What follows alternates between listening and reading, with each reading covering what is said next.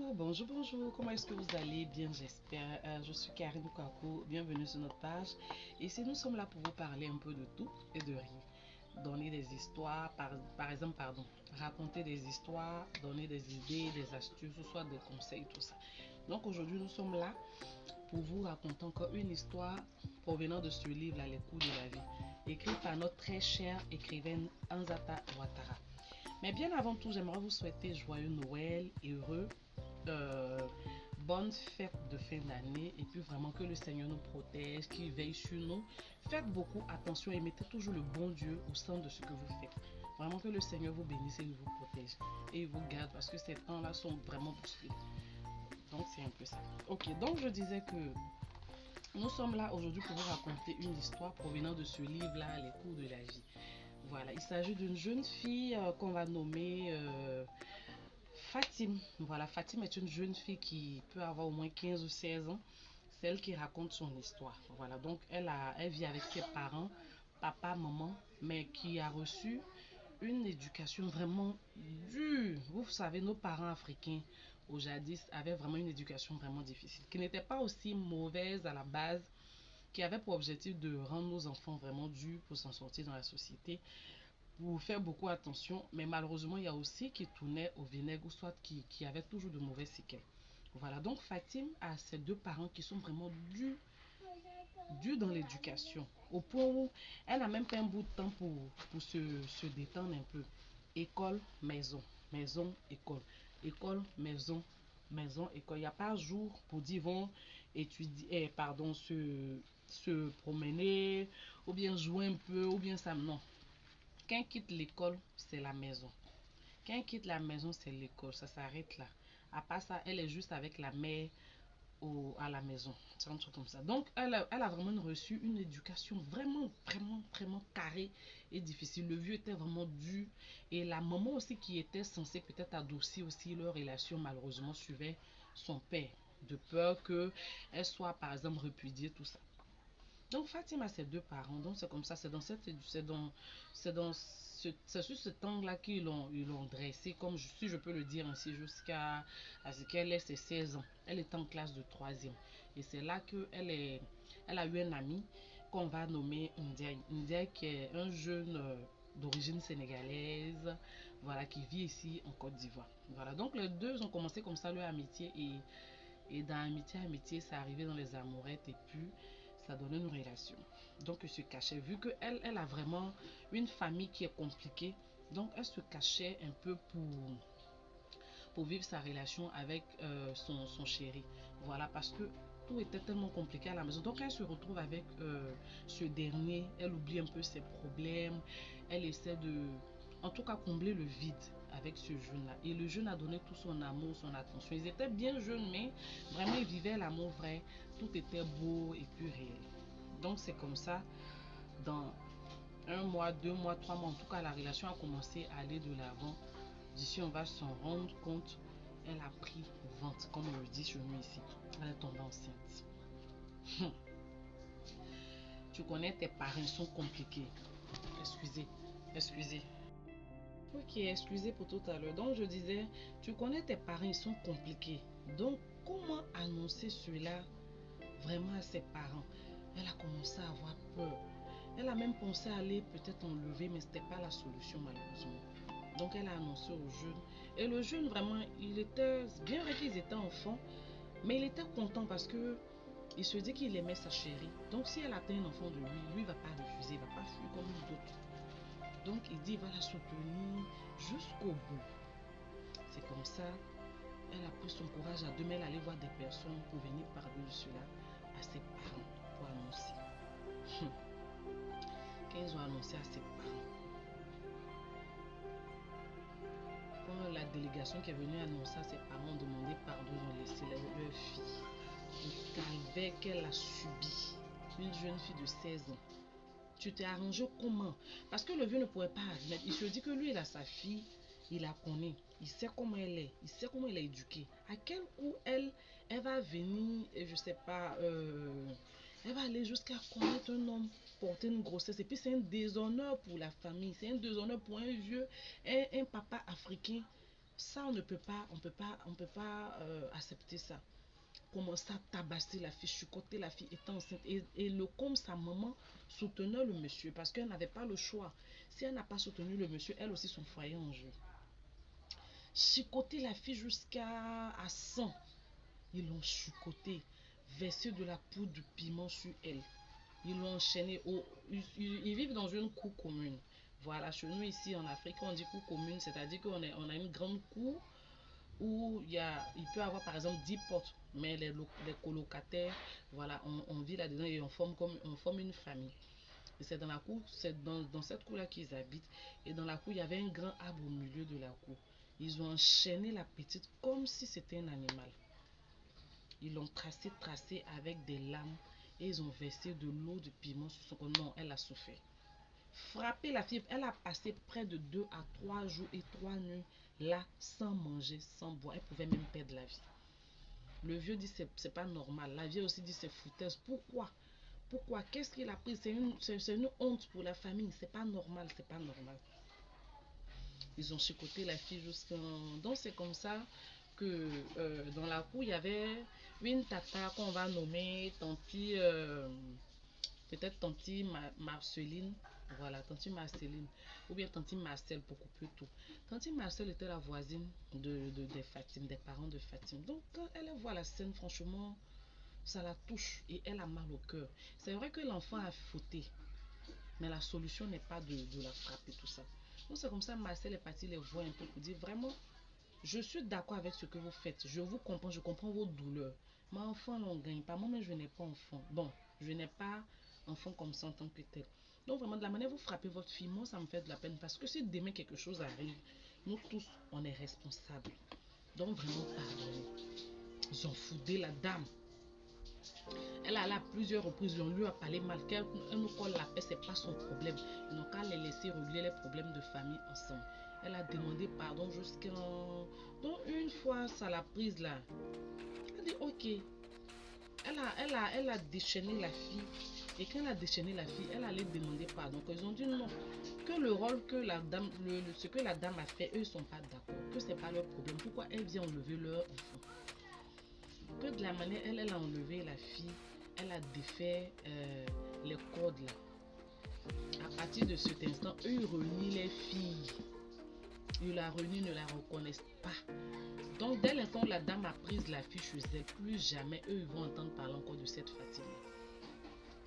La dame a dit, ah, on sait que l'enfant est dans l'horreur. On vous a demandé pardon. Vous n'avez pas accepté. Je suis venue plusieurs fois, j'ai envoyé des gens en délégation pour venir vous demander pardon. Vous ne voulez pas. Ok, comme c'est comme ça, moi je vais la prendre. C'est pas grave, je vais me débrouiller avec elle. On a demandé pardon, vous a demandé la permission, vous ne voulez rien savoir. Moi j'assume, je prends la fille. C'est comme ça qu'elle a retiré la jeune fille Fatim chez elle. Elle a pris la fille à pleurer, elle avait mal parce que, quelles que soient les circonstances où tu as raison, tes parents restent tes parents. Donc elle avait mal, elle avait envie d'être chez ses parents. Malgré la maltraitance qu'elle subissait, elle voulait être chez ses parents. Donc la tante a dit que pour le moment tes parents sont sur l'effet de la colère, reste chez moi, on va trouver une solution. Quelques jours après, le temps est passé, tante Marcel est partie chercher des personnes pour aller demander encore pardon à la famille. Ils n'ont pas accepté, ils ont refusé. Donc Marcel a dit ok, c'est compris. Donc devant Dieu et les hommes, j'ai fait ma part. Comme ils ne veulent pas, je vais prendre ma fille. C'est comme ça qu'ils ont coupé Ignam, comme on le dit encore du village, ils se sont séparés, ils ont coupé Ignam. La famille de Fatim est désormais le passé, l'ancienne famille. On dit après ancienne famille, mais si on peut le dire ainsi, l'ancienne famille. Et Fatim aussi est désormais comme une fille qui n'existe plus chez eux. Elle est restée chez la dame. Donc la dame a fait quoi? C'est une dame qui est une femme célibataire, si on peut le dire ainsi. Elle vit seule. Elle dit dans son passé qu'elle a eu elle a vu un enfant avec un monsieur, un maghrébin. Et le maghrébin en question est parti à fuir l'enfant depuis toute petite. Elle sait qu'elle a une fille quelque part. Mais malheureusement, elle n'a plus vu la fille jusqu'à aujourd'hui. Donc son souhait est de prendre soin de cette dernière qu'elle a recueillie chez elle là. De sorte à ce qu'elle aussi, où sa fille est, on puisse s'occuper d'elle. Donc c'est comme ça que elle a pris la petite là, elle a recueilli chez elle. Et quand elle est partie, elle a, quand elle est partie, elle a pris la fille chez elle. En tout cas, elle s'est apprêtée mentalement. Elle est partie à l'école pour aller expliquer la situation à l'école pour dire, ah, j'ai une fille qui est en état de grossesse, mais j'aimerais qu'elle termine vraiment l'année avec son état. C'est pas grave. Ils ont dit, il n'y a pas de souci. Tant que la fille est importante, qu'elle peut vraiment suivre les cours, eux, ils sont d'accord. Donc, ils sont allés la refaire un vêtement qui va avec la morphologie de la fille pour ne pas qu'elle perde son année. Elle a mis la fille à l'école. Elle est partie. Elle paye ses études. En tout cas, c'est une dame qui se débrouille. C'est une dame qui se bat dans la vie. Vraiment, elle gagne un peu pour s'en sortir. Donc, vraiment, la venue de la fille chez elle était vraiment bien tombée. Donc, c'est comme ça que la fille a commencé à aller à l'école. Elle reprenait ses cours. Elle avait mal parce que vraiment, elle avait envie de voir ses parents. Mais la vie a voulu autrement. Donc, la tante Marcel a pris la fille. Ils ont géré le côté école. Ok. Et par la grâce de Dieu, les parents du jeune, ce qu'ils ne savaient pas, les parents du jeune étaient vraiment bien placés. Ça, c'est peut-être entre guillemets, ça peut ne pas être le cas, mais elle, dans son cas, le jeune avait de la famille. Il était même le dernier enfant de la famille et le jeune avait ses frères et soeurs derrière lui, comme on le dit, et ils attendaient que lui ait peut-être son BPC ou son bac pour qu'il puisse les rejoindre aux États-Unis. Donc, quand ils ont appris la nouvelle, la famille n'a pas grondé. Au contraire, ils ont soutenu leur fils dans cette situation.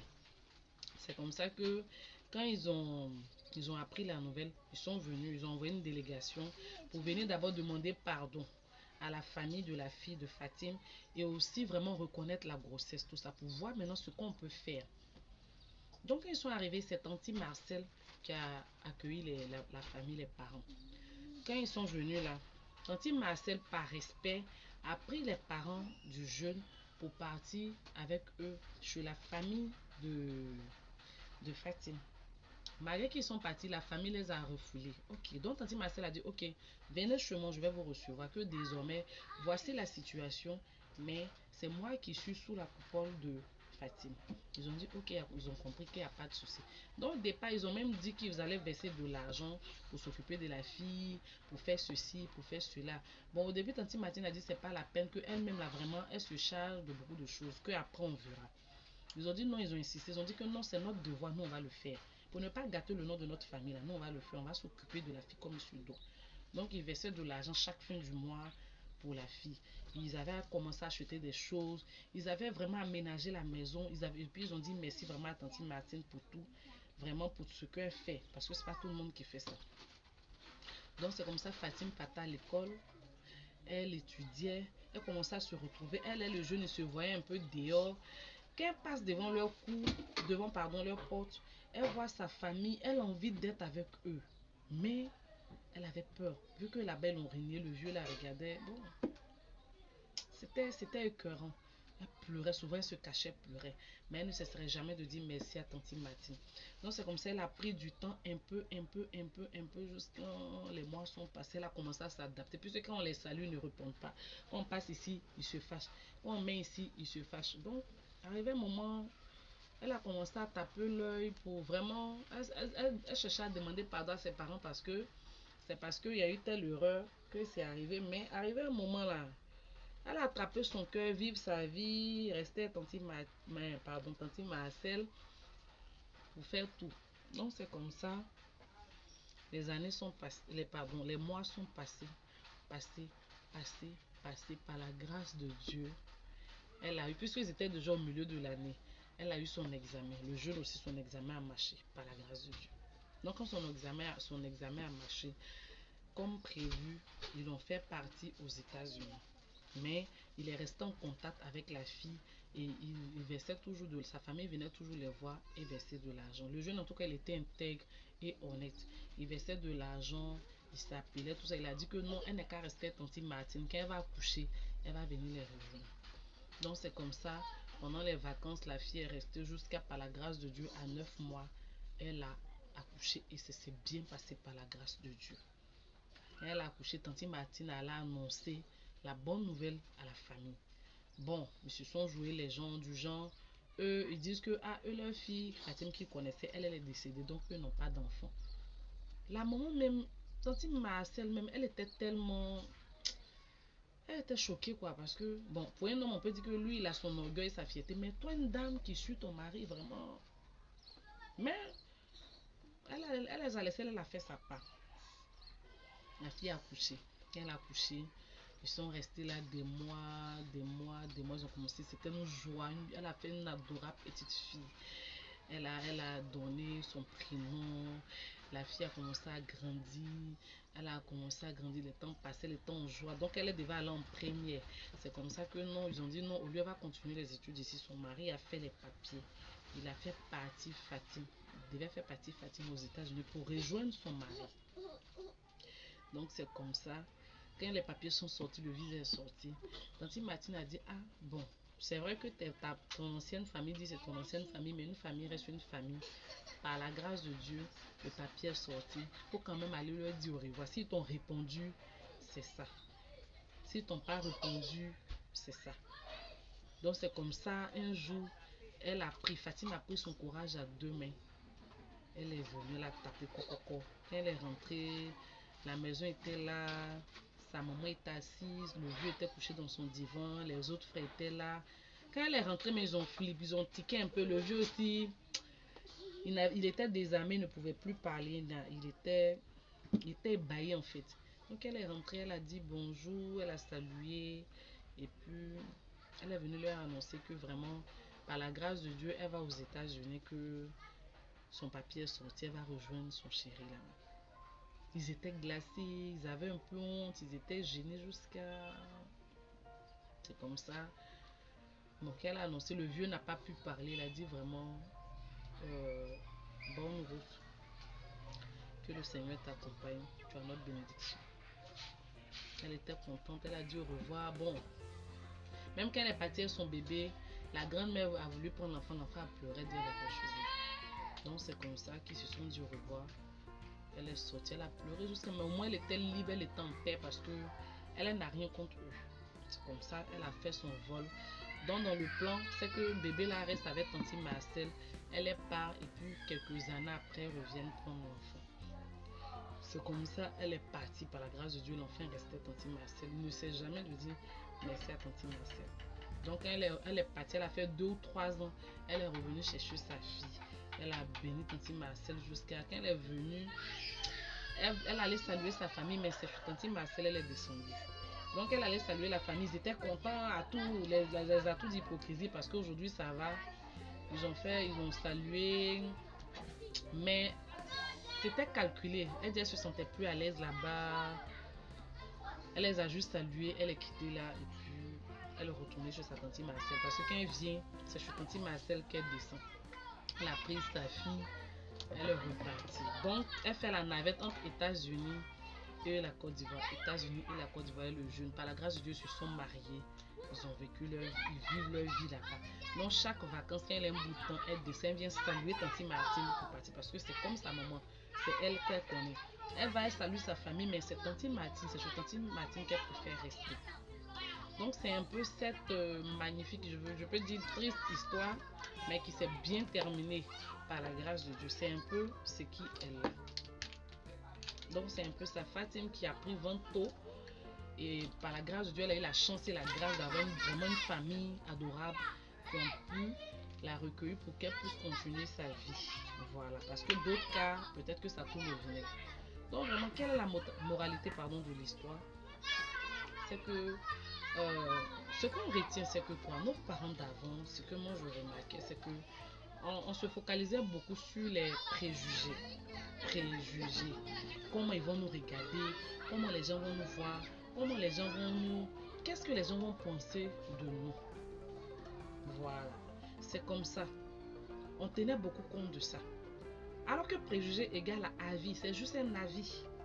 C'est juste l'avis de la personne, c'est pas une décision. Malheureusement.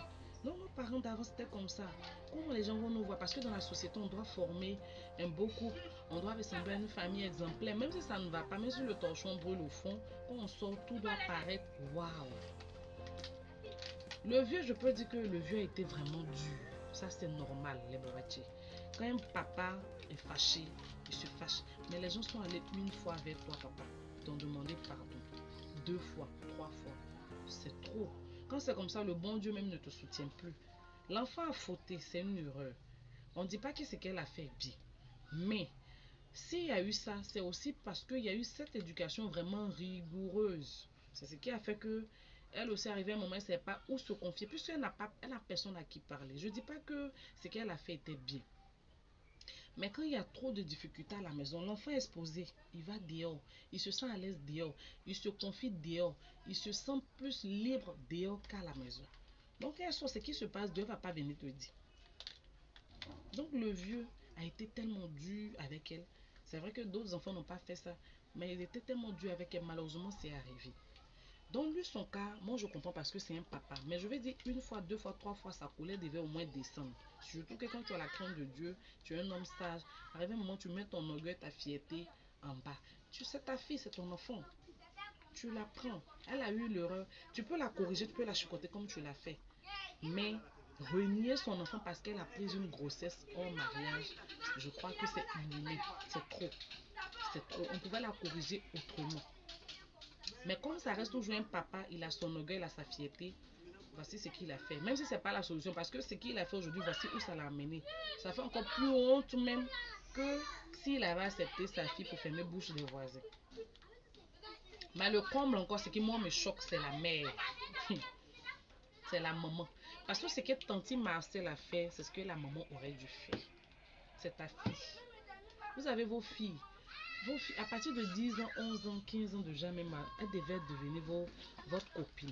Une fois que la base est installée, une fois que la base est déjà déposée, vous connaissez déjà les valeurs, vous connaissez déjà l'éducation, vous connaissez déjà les limites. L'enfant connaît déjà les limites. Il sait déjà comment parler aux parents. Quand il commence à être adolescent, la solution c'est d'être camarade à vos enfants. La solution c'est d'être ami à vos enfants. De sorte à ce qu'elle puisse se confier toujours à vous que Dieu. Moi, je le dis ça toujours. C'est pas facile, mais c'est d'être ami, mais tout en respectant les limites de chacun. Surtout quand toi, tu es la mère. Tu as eu ta fille. Malheureusement, non seulement la base a été ratée, parce que si tu avais donné des bons conseils et que tu l'avais, bon, je dirais pas, parce qu'il y a eu des personnes qui ont vécu son cas, mais n'ont pas pris vent. Mais si tu étais beaucoup complice à la fille, elle allait venir se confier à toi. Malheureusement, le cas arrivé, le vieux a été du toi la mais c'est à toi maintenant de verser de l'eau dans son vin. Ah papa, vraiment, pardon, pardon, mais voici ça c'est notre fille. On va monter, on va descendre, c'est notre enfant. On dit le meilleur et le pire. Enfant là, c'est enfant. C'est bon, c'est pas bon, c'est pour toi. La fille est ton enceinte. Toi, tu encourages le vieux à la chicoter, à la maltraiter, jusqu'à mettre dehors. Parce que toi, ton foyer là, c'est important. Ton foyer en jeu. Un cas comme ça arrive, tu prends ta fille, tu lui donnes des conseils. D'abord, même de peur qu'elle ne parte pas à voter pour elle-même se donner la mort. Tu la recueilles, tu demandes pardon, tu envoies des gens demander pardon au vieux. Même s'il allait vous mettre vous deux dehors, ça fait quoi? C'est ta fille. Si toi tu ne la soutiens pas, qui va la soutenir? C'est ta camarade qui va quitter là, venir prendre soin de toi, ta propre fille. C'est une honte. Moi, je trouve qu'ils ont échoué là, quoi. C'est un échec. C'est un échec. Je ne dis pas parce que la fille a pu aller aux États-Unis. Non, ça peut être un cas où la fille n'a pas eu peut-être un homme qui l'a eu comme ça. Il y a eu des cas comme ça où la fille a pris vente et puis n'ont même pas reconnu la grossesse. Mais d'abord, ta fille reste ta fille. C'est toi la première complice. C'est toi qui dois vraiment la soutenir dans tout. Tu prends ta fille, tu assumes, tu l'encourages, elle va à l'école. Quand elle va partir à l'école, elle va continuer ses cours jusqu'à ce que tout finisse. Quand tout finit, on essaie de le vieux, même quand l'enfant elle va accoucher, que tout se passe bien, il sera content. C'est lui-même qui sera le premier à dire non, je suis pépé, je suis content. Mais toi, en tant que maman, tu n'as rien fait, tu as soutenu ton mari en tabassant ta fille. Et si elle perdait la vie là? Donc vraiment, ce qu'on doit retenir de cette histoire, c'est ça. Apprenons à rester amis avec nos filles, nos enfants, que ce soit garçons. Apprenons à être complices de nos enfants. Et puis, éducation trop, c'est pas seulement tabasser ou chicoter qui est la solution. Communiquons avec nos enfants. Parlons avec nos enfants. Éduquons-les, expliquons-leur les réalités de la vie. Voici ça, voici ça, voici ça. Ça correspond à ça. Ça est égal à ça. Mais quand l'enfant, lui, il s'appelle dans l'ignorance, il ne peut pas savoir ce qu'il lui fait. Il ne peut pas savoir ce qu'il fait. Elle a reçu une éducation vraiment difficile. Je ne la défends pas, mais je vais dire que la faute là, chacun a sa part de responsabilité. Mais il y a eu l'erreur. Toi, en tant que mère, tu as ta fille qui a pris 20, peut-être à 15 ans, 16 ans. C'est pas la solution de la blâmer ou de l'insulter. Au départ, tu peux te fâcher. Au départ, tu peux la gronder, c'est normal. Mais de peur que quelque chose de mal arrive, et puis vous allez perdre deux êtres humains, c'est-à-dire l'enfant plus elle, c'est mieux de la recueillir. On s'en fout des préjugés.